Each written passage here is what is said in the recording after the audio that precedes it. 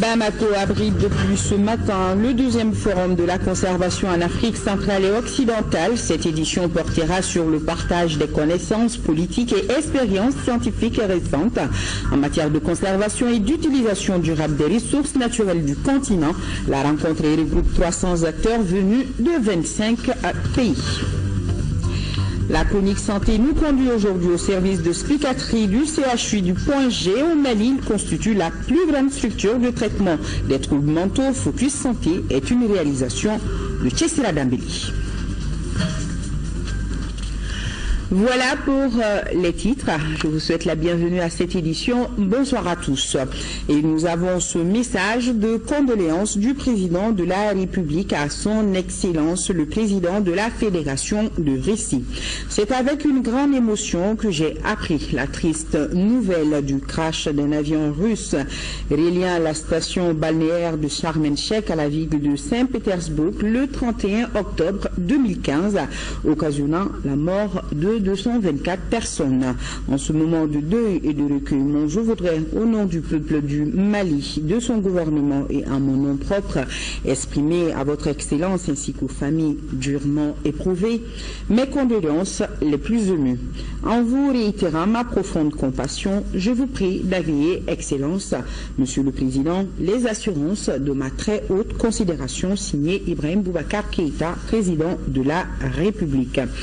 Parlons à présent de cette audience accordée par le chef du gouvernement. Ce matin, Modibo Keïta a reçu le représentant spécial du président de la commission de la CEDEAO au Mali, ainsi que la représentante spéciale du secrétaire général des Nations Unies au Mali, Madame Baranga Gazaraboué. Avec les deux personnalités, les deux échanges ont porté sur le processus de paix en cours au Mali. Ibrahima Choukari pour le compte-rendu. La première personnalité reçue par le chef du gouvernement est Mme Baranga Gazaraboué, représentante spéciale du secrétaire général des Nations Unies au Mali.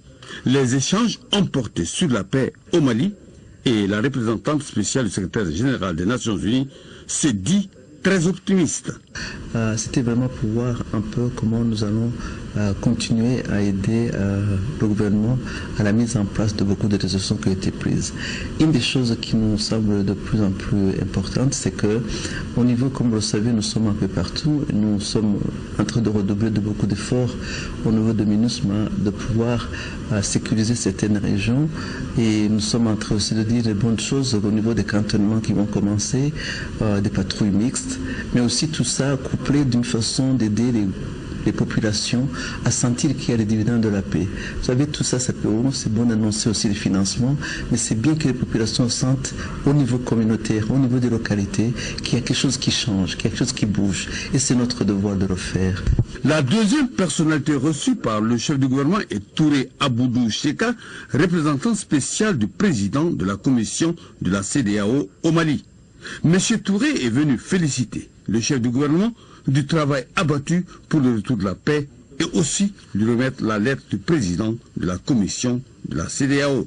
J'ai voulu tout simplement venir encourager Monsieur le Premier ministre pour le travail de qualité qui a été fait par son gouvernement sous la haute responsabilité du président de la République, et qui fait que nous pouvons dire qu'aujourd'hui l'atmosphère est plutôt des meilleures et que nous sommes dans la bonne direction pour la restauration de la paix et de l'unité nationale. La deuxième raison pour laquelle j'ai rencontré M. le Premier ministre, c'était pour lui remettre une lettre du président de la commission, son Excellence Désiré Kadéré Ouédraogo, qui, dans le cadre de l'amélioration de notre architecture de paix et de sécurité, a voulu que le Premier ministre s'engage personnellement à aider dans les innovations que nous voulons mettre en place. À cet effet, il a été décidé de créer désormais un centre national d'alerte précoce sous la responsabilité du gouvernement, un centre qui sera en quelque sorte le baromètre de la santé à la fois politique, humanitaire et économique du pays. Et nous allons rester avec le Premier ministre. Modibo Keïta a présidé la cérémonie d'ouverture des travaux de la deuxième session ordinaire de l'année 2015 du Haut Conseil des collectivités. Le projet d'ordre du jour porte sur 3 points, notamment l'élection du président. Mariam Sagara nous en dit plus. Le Haut Conseil des collectivités dévoile des mesures prises par le gouvernement pour l'avenir politique des collectivités. Il s'agit entre autres de l'augmentation significative des dotations financières de l'État aux collectivités territoriales. Cette action représente une garantie pour la décentralisation, une note d'espoir au moment où notre pays recadre sa stabilité dans un environnement de confiance. Notre perception qui fait de la décentralisation un partage mesuré du pouvoir, en impliquant et en impulsant les énergies et les initiatives participatives des populations à la base, réclame bien d'exigences pour la réalisation de ces objectifs. Notre décentralisation, qui s'abreuve à la source et se nourrit des ressources séculaires de la gestion historique de notre terroir, adopte des préceptes modernes de la vraie gouvernance pour réaliser une symbiose et si utile aujourd'hui à la paix et au développement de nos collectivités. Aux côtés des conseillers nationaux et cadres de l'institution, le Premier ministre, accompagné de certains de ses ministres, témoigne son intérêt pour la bonne marche de cette institution qui galvanise sa vision politique pour la paix. Je tiens à remercier tous les membres de cette institution, à remercier leur contribution au développement des collectivités. Quand on sait que la nouvelle architecture, celle du futur, repose sur la libre administration des collectivités, on ne peut s'empêcher de penser au rôle primordial du Haut Conseil des collectivités dans le développement du pays. Alors cette session s'ouvre au moment où l'accord pour la paix et la réconciliation au Mali connaît un développement assez satisfaisant. Cette deuxième session commence également au moment où les collectivités s'apprêtent à jouer un rôle dans la décentralisation poussée. Les points essentiels évoqués dans le discours de M. le Président par intérim sont en phase avec les préoccupations du gouvernement. Le Haut Conseil est consulté obligatoirement et constitutionnellement sur tous les grands dossiers qui touchent au développement des collectivités territoriales. Et le gouvernement a l'obligation de consulter cette institution. Je voudrais donc vous dire au Haut Conseil que nous prêtons une attention toute particulière à ces préoccupations. Nous ne ménagerons aucun effort pour que cette décentralisation poussée, qui est perçue comme étant la clé du succès, soit l'œuvre de tous les Maliens sous l'impulsion du Haut Conseil des collectivités territoriales de notre pays. Un vibrant hommage a été rendu au premier président de l'institution appelé à d'autres fonctions. Oumarou Ag Mohamed Ibrahim Haïdara a marqué du sceau de l'intégrité et du patriotisme l'ossature de cette institution. Le président Diakité a salué la visite récente du président de la République Ibrahim Boubacar Keïta en France à l'entame de la session. Et vous pourrez suivre après ce journal l'intégralité du discours du président par intérim du Haut Conseil des collectivités. Notez également que la plénière de l'Assemblée nationale consacrée au renouvellement du bureau et des commissions permanentes s'est ouverte ce matin dans la salle Modibo Keïta, juste après l'ouverture des travaux et l'annonce de l'ordre du jour. Le groupe RPM a demandé et obtenu une suspension de séance pour des concertations complémentaires. Les travaux reprendront à l'issue de ces concertations donc. Partage de connaissances, d'expériences scientifiques récentes, de politiques et pratiques en matière de conservation et d'utilisation durable des ressources naturelles en Afrique centrale et occidentale. C'est ce qu'ambitionnent de faire les 300 acteurs évoluant dans le domaine de l'environnement à la faveur du deuxième forum de la conservation en Afrique centrale et occidentale dont les travaux ont démarré ce matin à Bamako. Les participants venus de 25 pays vont plancher sur le thème suivant: environnement, conservation de la biodiversité et lutte contre les changements climatiques, source de progrès, de stabilité et de développement durable en Afrique centrale et occidentale. Et c'est la marraine du forum, la première dame, Keïta Aminata Maïga, qui a présidé la cérémonie et c'était en présence de Mounou Sissoko. Ce deuxième forum de la conservation en Afrique centrale et occidentale regroupe les délégués de 25 pays. Dans un contexte dominé par les questions de changement climatique, ces acteurs de l'environnement tentent d'identifier les obstacles majeurs dans la conservation et l'utilisation durable des ressources naturelles. Les échanges vont également consister au partage d'expériences réussies en matière de réponse aux défis environnementaux. Le forum, dont le thème principal est conservation de la biodiversité et lutte contre les changements climatiques, source de progrès, de stabilité et de développement durable en Afrique centrale et occidentale, est de ce fait une plateforme unique à l'échelle régionale. Pour les membres de l'UCN-PACO, le forum est aussi l'occasion de contribuer, entre autres, à l'élaboration du programme de travail mondial de l'UICN pour 2017-2020. Les forums régionaux de la conservation tels que celui-ci fournissent le contenu et la direction qui est critique pour assurer que le Congrès mondial de la nature atteigne son but, à savoir définir une feuille de route pour le développement où les progrès humains et la protection de la nature vont de pair. La conservation de la biodiversité, l'économie verte, la résilience des communautés, l'adaptation au changement climatique, les sources de financement des projets y afférents et les conditions d'accès. Ce sont là quelques préoccupations qui sont au cœur des discussions lors de ces assises. Le deuxième forum régional de la conservation de la nature en Afrique centrale et occidentale offre ainsi l'occasion à nos deux régions de se préparer pour des rendez-vous importants qui se profilent à l'horizon. Je vais citer la 21e conférence des partis COP21 à Paris en fin de ce mois, le 6e congrès mondial de la nature prévu aux îles Hawaï aux États-Unis en septembre 2016. Ces rencontres constituent, à n'en pas douter, de formidables opportunités de valorisation des expériences et de l'expertise africaine. Ce forum sera l'occasion d'identifier et de faire connaître les principaux défis de la conservation et de l'utilisation des ressources naturelles dans la région de l'Afrique de l'Ouest et du Centre.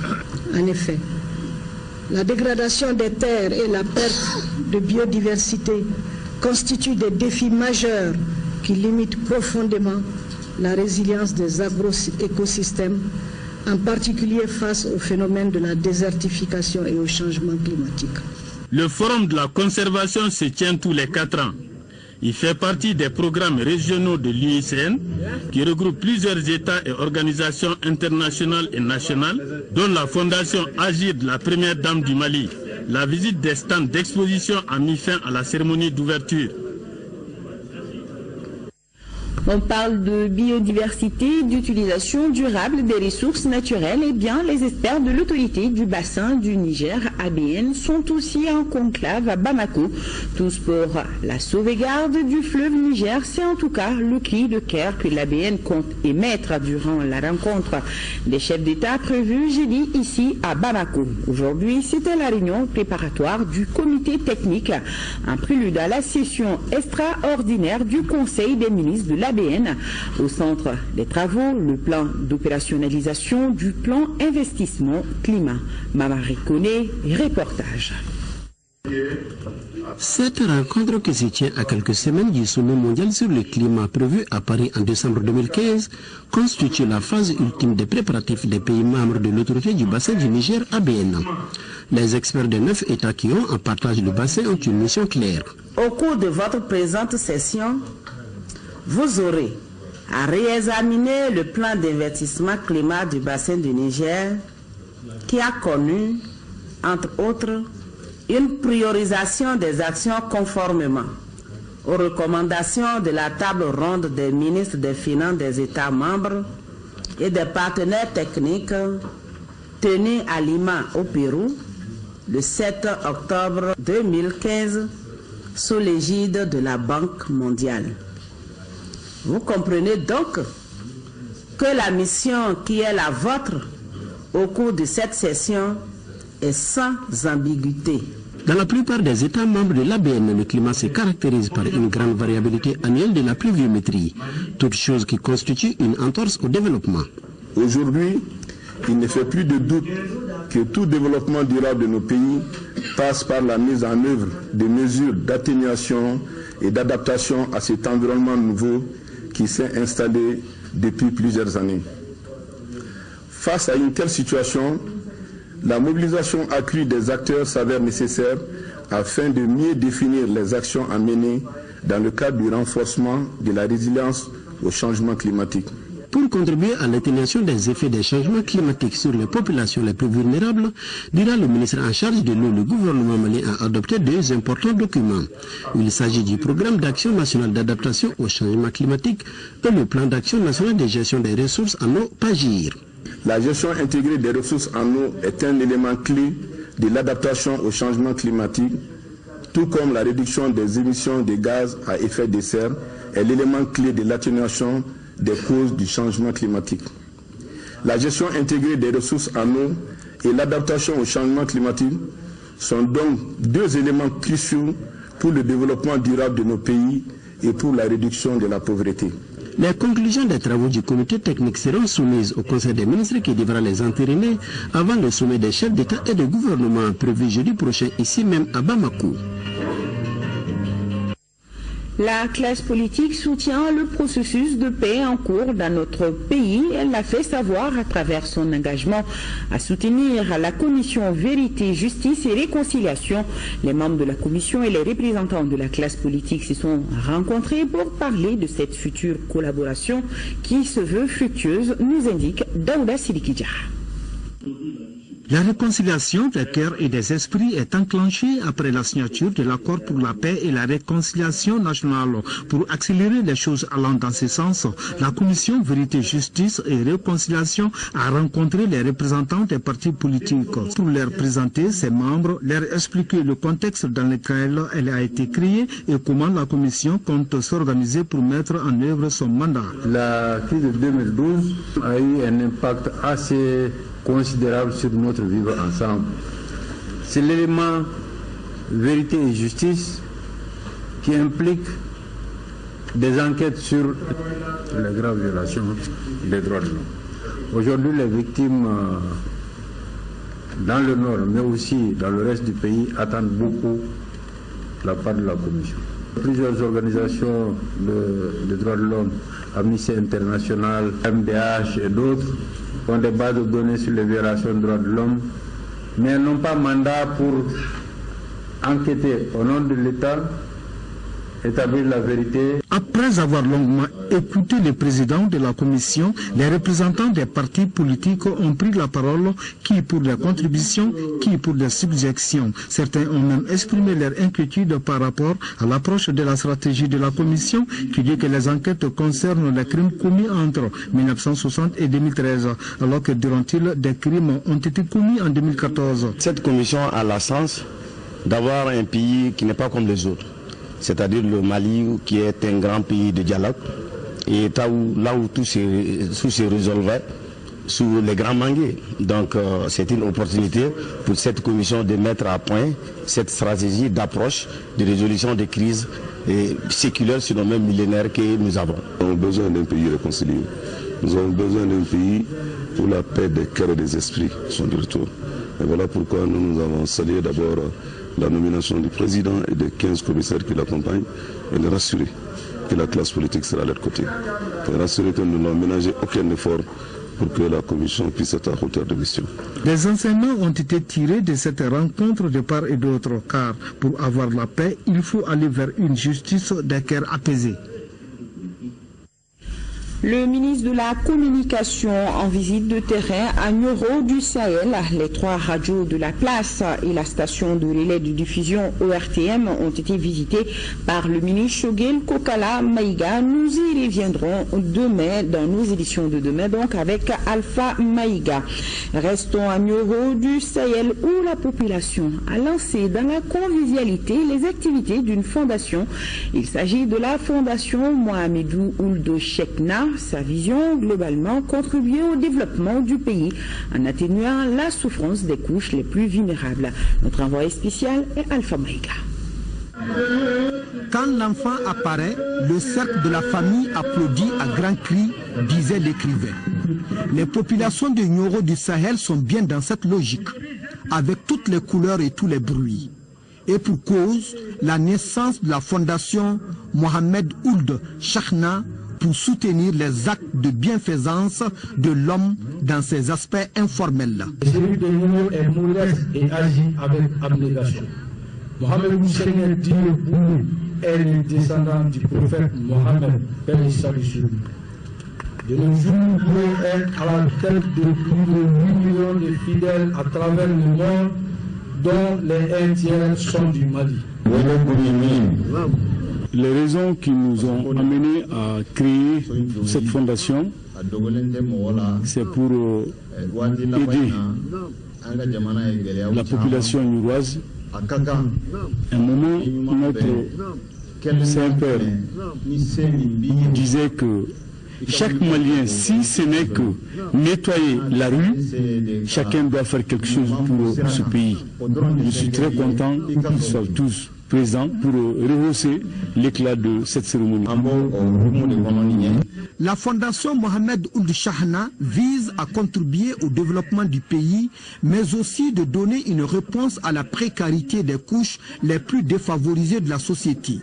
Puisqu'elle est ouverte à toutes les bonnes volontés, ces domaines d'intervention seront focalisés sur la santé et l'assainissement, la formation sur les activités génératrices de revenus, enfin l'adoration et l'humanitaire. L'occasion qui nous réunit peut surprendre celui qui ne connaît pas ce que doit être la religion, peut surprendre celui qui ne sait pas qui est celui dont émane cette initiative.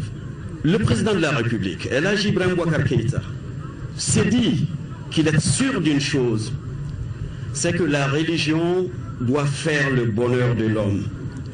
Et ce bonheur de l'homme, le bon musulman l'apprend déjà depuis le prophète Mohammed Rasulullah sallallahu alayhi wa sallam, car l'islam est venu d'abord libérer les consciences et créer une nation d'égalité qui fait que Bilal, qui était esclave, est devenu le muezzin du prophète Mohammed Rasulullah sallallahu alayhi wa sallam. Auparavant, une visite avait été rendue au shérif de Nioro. Et là, à l'unisson, des prières ont été formulées pour l'avenir et le devenir du Mali.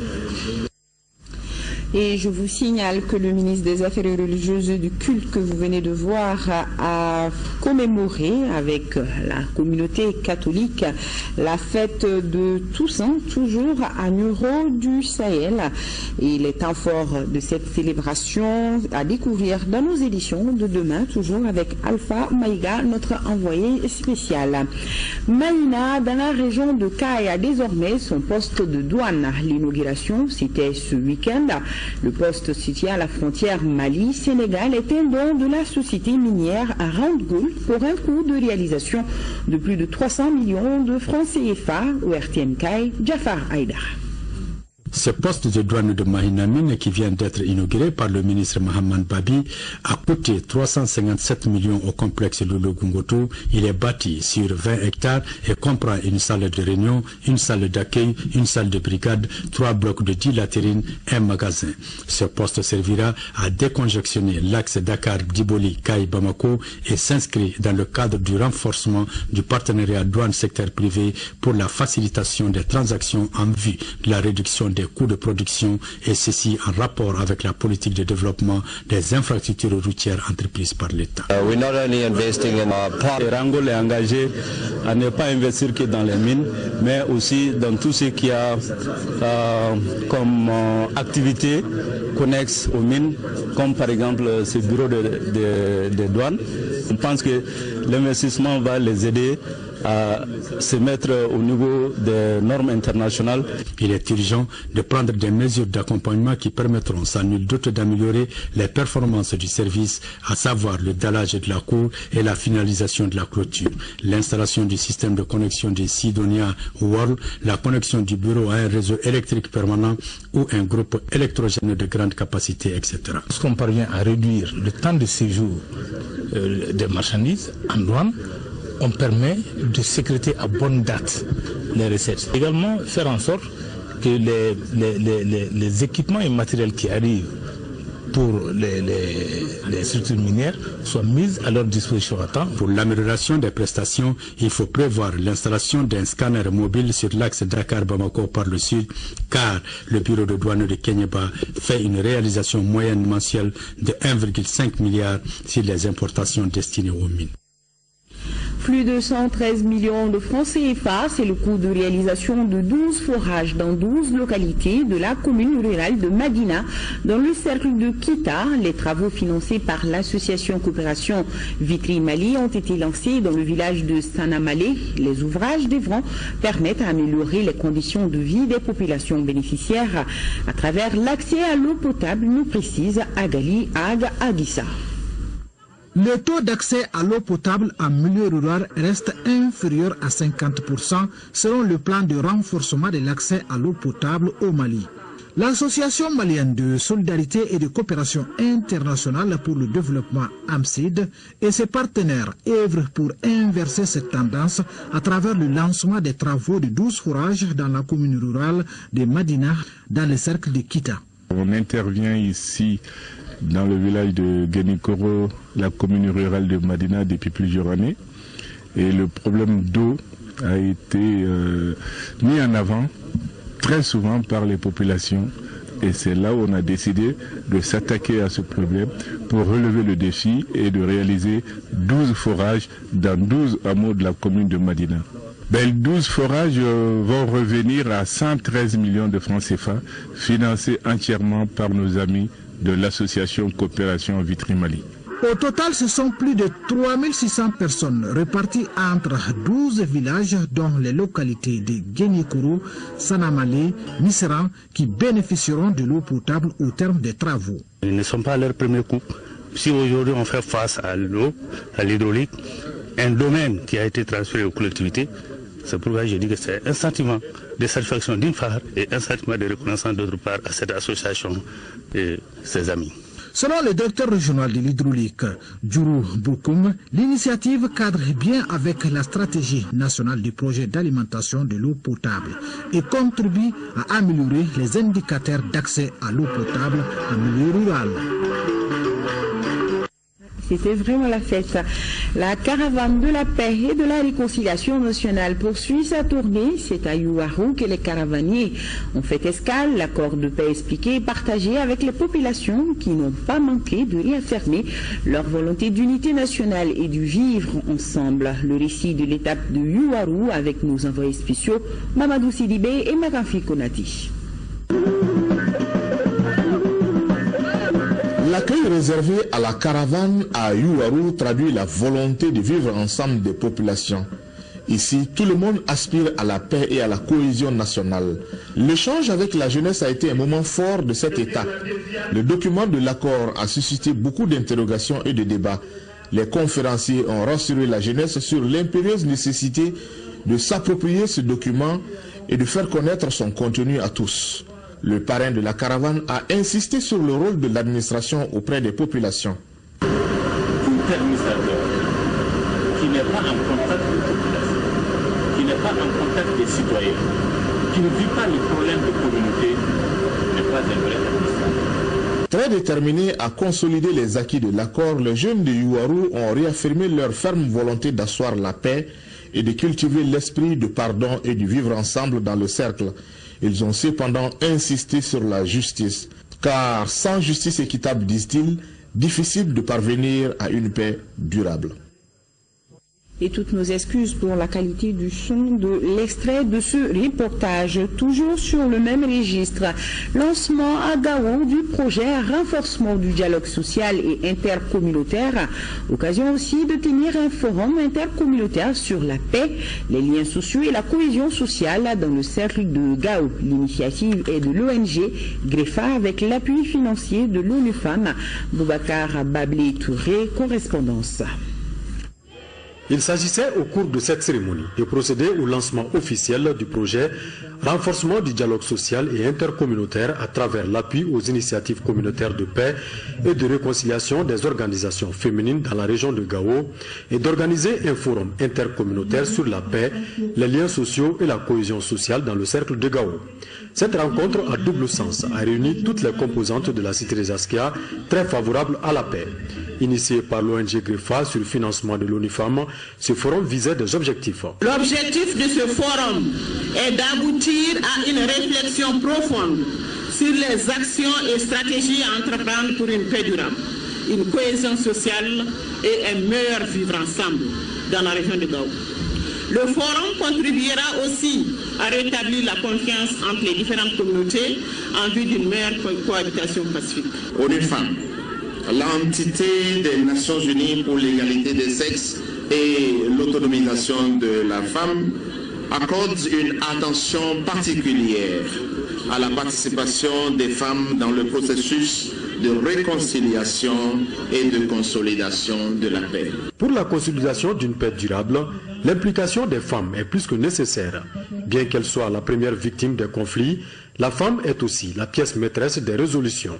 Le comportement de tous les jours de toute femme est de se mettre au service de la paix, c'est-à-dire d'être la conseillère qui adoucit les cœurs, qui fait tout pour que la paix revienne dans le cœur de nos hommes. La femme, c'est elle qui peut coudre le tissu social. Je ne trahis pas un secret d'homme en disant que ce que nous écoutons dans nos chambres sont exécutés le lendemain matin. Et un homme mûr ne peut prendre des décisions s'il n'écoute pas sa femme. En participant à ce forum, les communautés ont ouvert leur cœur en faisant ressortir des pratiques traditionnelles qui tissent les liens sociaux dans le bon sens. En 5e région, tenue d'une rencontre d'échange sur l'appropriation de l'accord pour la paix et la réconciliation nationale, l'atelier s'adresse aux partis politiques et à la société civile des régions de Mopti, Tombouctou et Gao. Le Centre malien pour le dialogue interparti et la démocratie est l'organisateur de l'atelier avec le soutien de la MINUSMA. Jules Sambou Sissoko nous en parle.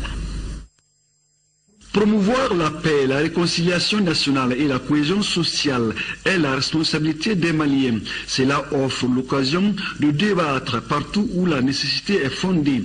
Cet atelier d'échange sur l'accord de paix, signé le 20 juin à Bamako, s'inscrit dans ce cadre. Le CMDID en est l'organisateur avec le soutien de la MINUSMA. L'accord est un texte juridique et il ne pourra être effectif que lorsque on lui donnera le souffle juste et nécessaire dont il a besoin pour nous aider à bâtir notre pays. Pour cela, il est essentiel qu'on comprenne son contenu, le processus de son élaboration et son esprit. Pour l'autorité régionale, donner l'information, la bonne information est un devoir citoyen. La Fondation CMDID, avec le soutien de la MINUSMA, de contribuer à l'appropriation de l'accord par les acteurs politiques, constitue une action salutaire qui mérite un encouragement soutenu, d'autant plus que ceci représente les principaux acteurs politiques au Mali. L'organisation d'un tel atelier peut permettre aux différents acteurs de se rencontrer, d'échanger et de partager leurs interrogations afin de s'approprier le contenu et l'esprit de cet accord. Cet exercice, qui va beaucoup contribuer au dialogue national, regroupe les représentants des partis politiques et de la société civile des régions de Mopti, Tombouctou et Gao. Sur un tout autre plan, la commune de Nuno abrite depuis vendredi la Bourse nationale des semences, d'échalotes et d'oignons. L'édition qui regroupe les producteurs des grands bassins de production vise à mettre en contact direct les différents acteurs de la filière pour une meilleure rentabilité de la chaîne de valeur échalotes-oignons. Le reportage de Cambécila.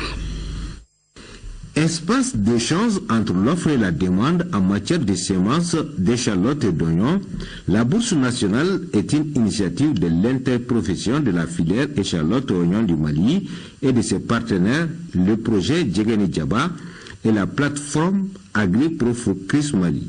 Elle vise à développer les relations d'affaires entre les fournisseurs de semences et les demandeurs, mais aussi les distributeurs d'intrants de la place et les jeunes évoluant dans le secteur. La chaîne de valeur échalote, oignon et regorge d'énormes potentialités, tant sur le plan de production que sur celui des opportunités de marché pour l'ensemble des chaînes d'approvisionnement. Pour cette première édition, les participants sont venus de l'ensemble des grands bassins de production. Une quinzaine de stands proposent leurs services à des acquéreurs potentiels. Des conférences thématiques sur l'évolution annuelle des prix et sur les techniques de conservation de ces denrées seront au centre des échanges. Il est donc évident qu'un tel espace peut servir de baromètre de l'offre et la demande de semences d'échalotes et d'oignons et assurer un approvisionnement efficace des marchés intérieurs et extérieurs avec des produits de qualité recherchés par les consommateurs. Les travaux qui durent 2 jours vont permettre de nouer des transactions. On note que cette bourse a bénéficié de l'appui financier de l'ambassade des Royaumes du Pays-Bas. Une mission de supervision de passe de projet d'appui à l'amélioration de la gouvernance de la filière coton a sillonné du 27 au 30 octobre 2015 les régions de Sikasso et de Ségou. L'objectif de cette mission était de voir les réalisations faites dans le cadre du conseil à paysans à l'exploitation familiale. Isaac Djemi.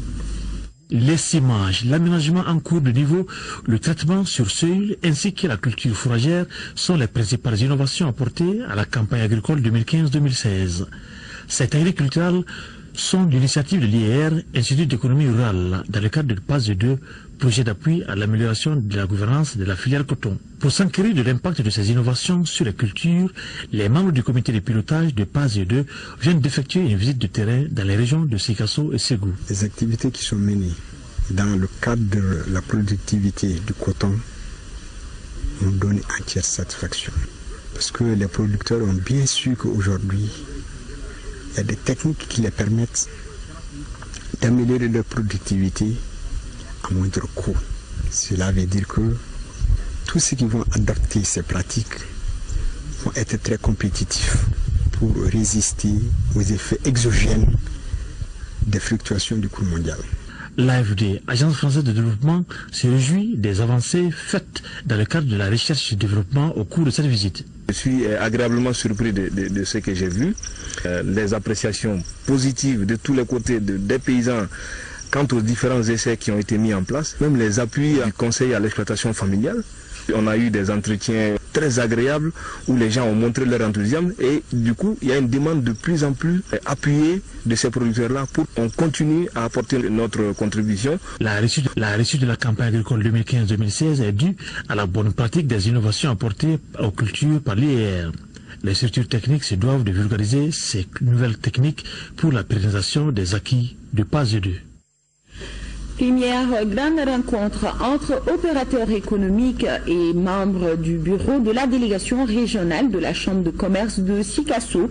Occasion pour le tout nouveau bureau issu du scrutin du 7 septembre dernier de décliner les grands axes de son mandat. L'événement marque aussi la rentrée solennelle de la Chambre de commerce de Sikasso et la correspondance de Sekou Konati. Pour cette première grande rencontre initiée par le tout nouveau bureau de la représentation régionale de la Chambre de commerce et d'industrie du Mali en 3e région, les opérateurs économiques sont venus de toutes les organisations professionnelles. L'occasion était bonne de rappeler quelques grandes missions de la Chambre. Elle a pour mission l'organisation et la représentation des personnes physiques et morales exerçant dans tous les secteurs branches d'activité commerciale, industrielle et services en République du Mali. La Chambre de commerce et d'industrie du Mali reste sans doute l'interface entre les autorités publiques et les opérateurs économiques du pays. Et le tout nouveau président de l'organisation professionnelle de décliner les grandes orientations de son mandat. Pour notre part, nous nous engageons à œuvrer pour la promotion de l'espace des affaires, pour le plus grand bonheur des populations et des acteurs du monde des affaires, le dialogue, la concertation, le renforcement des capacités de nos opérateurs économiques seront les grandes lignes de notre mandat. Les autorités régionales, tout en saluant l'esprit qui a prévalu le long du processus de mise en place du présent bureau, d'inviter à un mouvement d'ensemble pour la réussite de la mission. Vous devez consolider les relations confiantes avec les pouvoirs publics, les privés et les partenaires techniques et financiers de manière à mieux repositionner la chambre consulaire dans le paysage économique et administratif de la région. Tout cela n'est possible que dans une unité d'action et une parfaite cohésion entre toutes les composantes du secteur privé. La présentation des membres consulaires au nombre de 30 était aussi au menu de cette première grande rencontre des opérateurs économiques de la 3e région.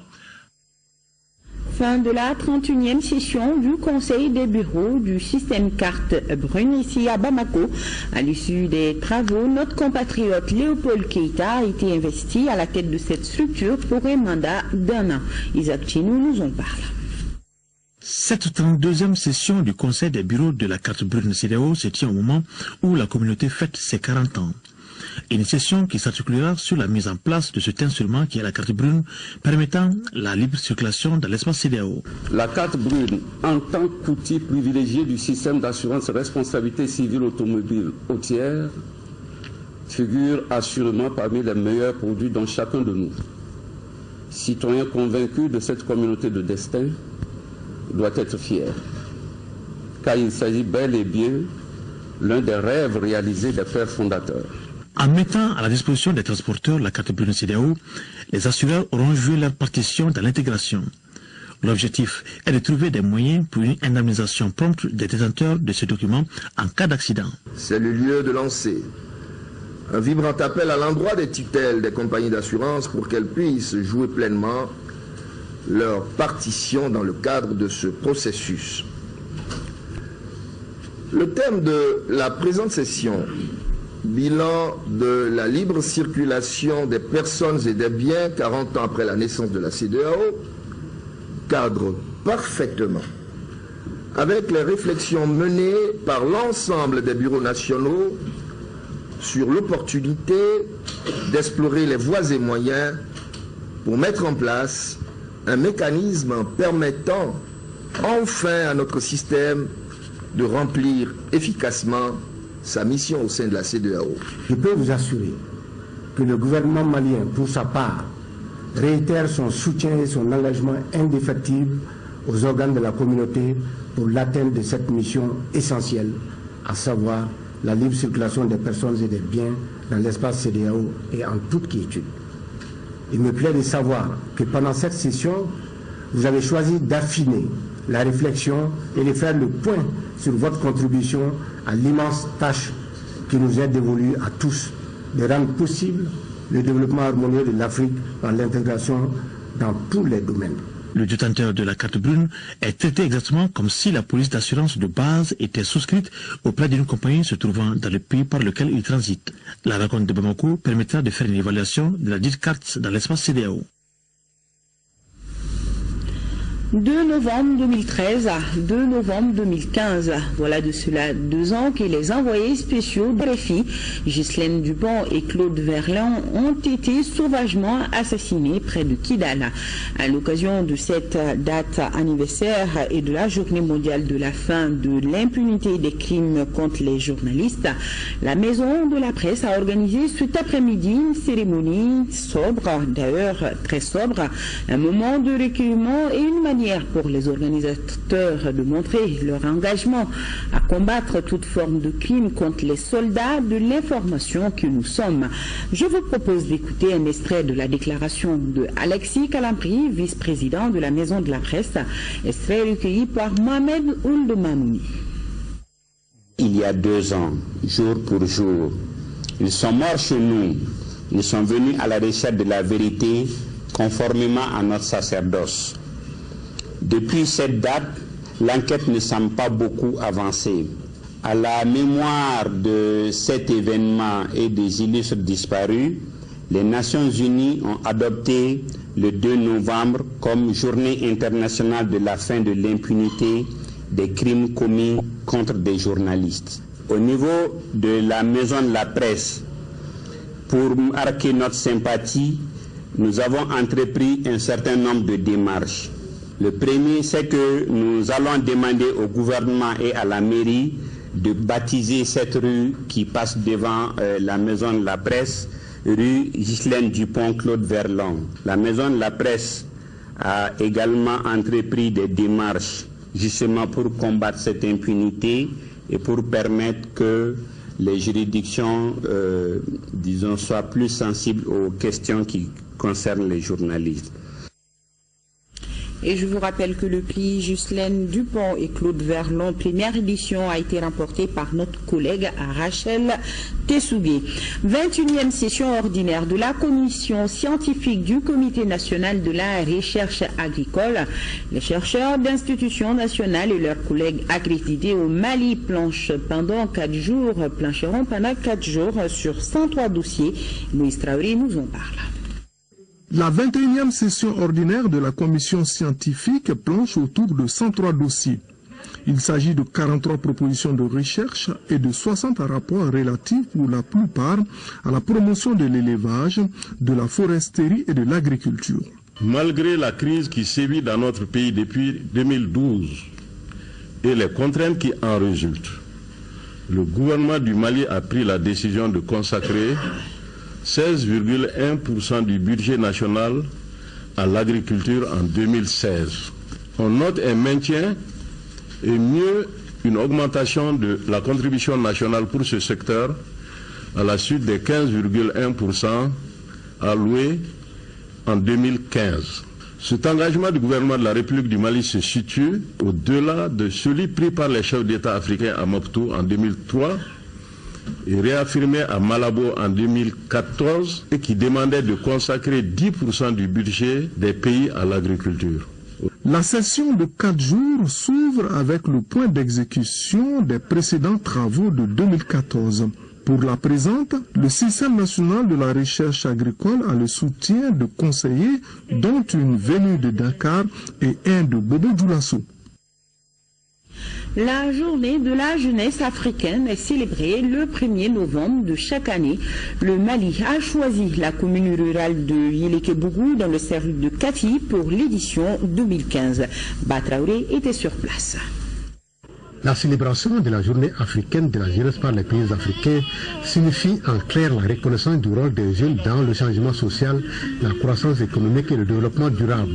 En choisissant la commune rurale de Yéléké-Bougou pour célébrer l'édition 2015, le département en charge de la jeunesse et ses partenaires entendent amener les jeunes à s'engager en fond pour leur pays. Sans une jeunesse au travail, sans une jeunesse à l'école, sans une jeunesse invitée à élever et partager les défis nationaux. Oui, sans notre jeunesse, notre Maliba ne peut pas grandir, s'affermir et s'affirmer dans l'Afrique de demain, le continent mondial du futur. Cette journée est célébrée cette année au Mali sous le thème « Au rôle de la jeunesse dans la consolidation de la paix et de la cohésion sociale ». Un thème plus que d'actualité selon le département en charge de la jeunesse. Ceci nous ramène à l'accord de paix que nous avons signé lors des pourparlers d'Alger avec les différents groupes armés au Mali. Pour la mise en œuvre de cet accord, chaque couche sociale doit jouer sa partition.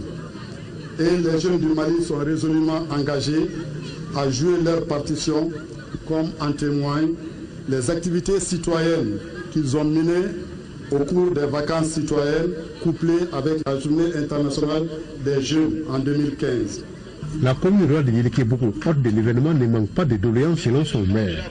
Il s'agit notamment de l'électrification, du manque d'infrastructures socio-éducatives et de loisirs des jeunes. Doléances bien notées, dira le représentant du ministre en charge de la jeunesse, avant de remettre un lot de matériel sportif à la jeunesse de Yéléké-Bougou. Et en prélude à la célébration de cette journée africaine de la jeunesse tenue au Soudan de la session ordinaire du comité exécutif de l'Union panafricaine de la jeunesse, c'était du 15 au 17 octobre 2015. Ibrahim Konaté, les détails. Les membres du comité exécutif de l'Union panafricaine de la jeunesse ont répondu massivement à cette troisième réunion. À cette rencontre était présent notre compatriote Souleymane Satigi Sidibé, premier vice-président du Conseil national de la jeunesse du Mali et le désormais secrétaire général du comité exécutif de la jeunesse africaine. Nous sommes venus rencontrer le premier vice-président d'abord pour lui transmettre les salutations de toute la jeunesse africaine. Nous avons aussi discuté avec le premier vice-président des préoccupations de la jeunesse africaine, parce que nous comptons beaucoup sur le Soudan aujourd'hui qui abrite le siège de toute la jeunesse du continent, et ces préoccupations méritent d'être partagées avec le gouvernement soudanais. Donc nous avons aussi félicité et demandé le gouvernement soudanais de continuer à appuyer sa jeunesse, parce que la chance d'un pays, c'est sa jeunesse. En marge de cette réunion, le premier vice-président du Soudan a accordé une audience à notre compatriote.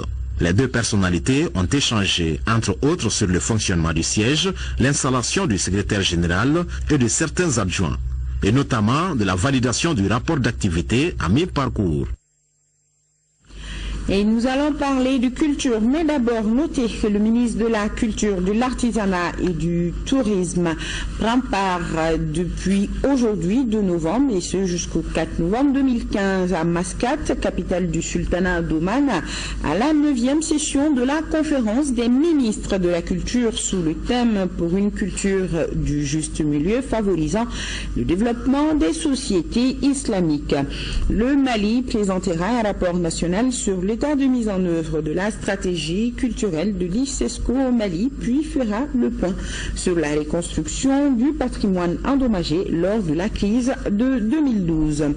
La Biennale africaine de la photographie continue dans notre capitale. Parmi les nombreux sites est retenu pour accueillir les différentes expositions figure le Santoro, l'espace culturel situé en plein cœur de Missira, en commune 2, a inauguré hier soir une exposition de photographie intitulée Bamako Eyes ou les yeux de Bamako, un hommage à Malik Sidibé, pionnier de la photographie malienne. L'expo est une initiative de l'association Route du Sud en partenariat avec l'UNESCO. Modibo Soirée, qui suit ces rencontres de Bamako, a assisté au vernissage de l'exposition et son compte-rendu. Activité off de la Biennale africaine de la photographie. Bamako Eyes est une exposition qui nous replonge dans le passé du monument de la photographie africaine Malik Sidibé. Bamako Eyes parce que nous voulons rendre hommage au photographe Malik Sidibé qui est le regard de Bamako, les yeux de Bamako. Il a su montrer après les indépendances une jeunesse, une vie pleine d'enthousiasme et d'espérance en l'avenir. Et aujourd'hui, il a 80 ans, mais il a été reconnu à travers le monde. À travers cette exposition, la créatrice Awa Meïté s'est donc inspirée de l'univers du photographe Malik Sidibé pour dessiner une collection textile à partir de tissage, de plastique et bien d'autres matières. Ce travail est fait par les femmes. Dans l'œuvre de Malik, on a vu que depuis les années 60, il montre des femmes émancipées, sûres d'elles, et aussi coquettes. Qui sont sans complexe. À voir, à regarder, à contempler, au total 9 photographies en noir et blanc, datant des années 60, 70 et 90 dans cette expo. Aussi des portraits de l'artiste sur des accessoires de mode et autres sacs à base de coton et de plastique tissé, magnifie le génie créateur du vieux photographe. C'est des photos, je pense, intemporelles. C'est intemporel. Il suffit de regarder et puis on se retrouve retransporté. On disait qu'il fallait des machines à transporter dans le temps, à faire remonter le temps. Je pense que Malik Sidibé est une de ces machines-là. Si on prend les photos de Malik Sidibé, on peut voir que ce sont des photos de génération avec d'espoir. D'espoir parce que ça c'était une époque de changement. Je trouve très intéressant qu'Awa a essayé de prendre ce même espoir comme point de départ pour son travail. Voilà cette exposition organisée par l'association Route du Sud, initiatrice du festival Daoulaba et baptisée Bamako Eyes en hommage à Malik Sidibé, se poursuit jusqu'à la fermeture des 10e rencontres de Bamako, prévue le 31 décembre 2015.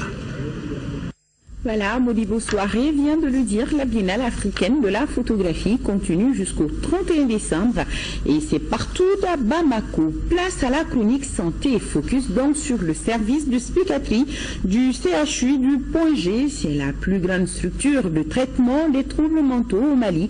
En dehors d'elle, d'autres petites structures sont à Bougouni, Kouchala et à Sikasso, mais ne peuvent pas malheureusement hospitaliser les patients. Pourquoi et qu'y doit-on faire? Les réponses avec Tchissira Damili.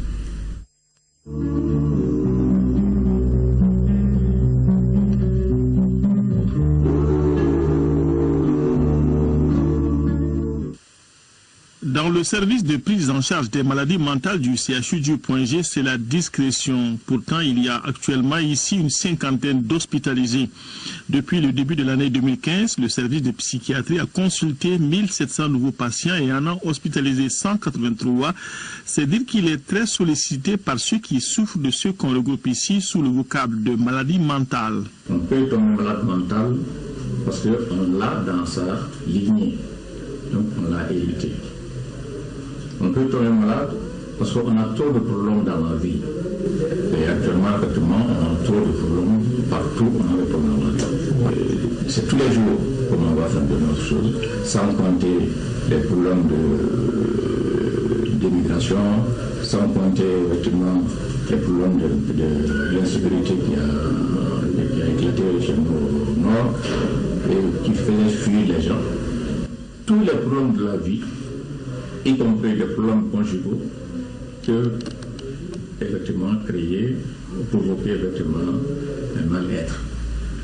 Et en dehors de ça, il y a aussi effectivement la consommation de drogue. Dans ce service, au total, 8 grandes salles d'hospitalisation, pas toutes dans un bon état, 21 cases d'hospitalisation individuelle avec accompagnant, un personnel technique réduit qui ne réclame que d'être renforcé. Le nombre de personnel ici pour faire ce travail, c'est très insuffisant. Pour tout le Mali, par exemple, nous ne sommes que 3 psychiatres. 2 sont à Bamako, mon collègue Toura et moi-même. Mais moi-même, je vais à la retraite en fin 2015. Donc vous voyez, le service va fonctionner avec un seul psychiatre. Donc, en nombre de personnes, en termes de personnes qualifiées, spécialisées, il n'y a qu'un seul psychiatre, un seul psychologue clinicien. On pourrait ajouter les quelques assistants médicaux, infirmiers et le personnel de soutien. Mais l'espoir est désormais placé dans la filière de spécialité de l'Institut de formation en sciences de la santé et la première promotion de la filière de spécialité en santé mentale pour les sortants de la faculté de médecine de Bamako. À la direction de l'hôpital, on est conscient que la structure a besoin d'être renforcée. Renforcée sur le plan du plateau technique, donc acquérir plus d'équipements médicaux, de matériels médicaux, mais aussi un service qui doit avoir ses capacités étendues. Qu'on puisse construire de nouveaux locaux, qu'on puisse réhabiliter suffisamment les locaux qui existent, mais aussi que l'on puisse trouver des moyens pour faciliter les séjours des malades, les séjours dans le cadre des hospitalisations. Parce qu'il est fréquent que des malades qui rentrent dans les centres, après traitement, restent des années. Le centre n'est plus un asile. L'opportunité est donnée aux parents d'accompagner leurs patients, mais tel n'est pas le cas pour tous les malades, reconnaît le chef de service. L'insalubrité du service fait que parfois les parents refusent l'hospitalisation de leurs malades. Parce que vraiment, les conditions d'hospitalisation ne sont pas tellement ça. Mais ceux qui n'ont pas de moyens, qui n'ont pas le choix, et ils viennent. Face aux défis, l'on pense déjà à une politique nationale vu l'ampleur du problème de santé mentale au Mali. C'est une nécessité au regard de tout ce que nous avons. Par exemple, la crise au nord, il y a beaucoup de conséquences sur le plan psychomental. Et donc, il faut que nous renforcions nos capacités, qu'on puisse accompagner, assister ces personnes qui sont en détresse, qui sont victimes parfois de détresse qui peuvent s'expliquer par des facteurs liés à notre cadre de vie, des expériences qu'ils vivent dans leur quotidien. Le service de psychiatrie du point G est opérationnel bien avant les indépendances. Ces nouveaux bâtiments côtoient aujourd'hui les anciens datant de l'ère coloniale. Ici, l'on fait pourtant des miracles en guérissant des malades qui ont fait désespérer leurs parents.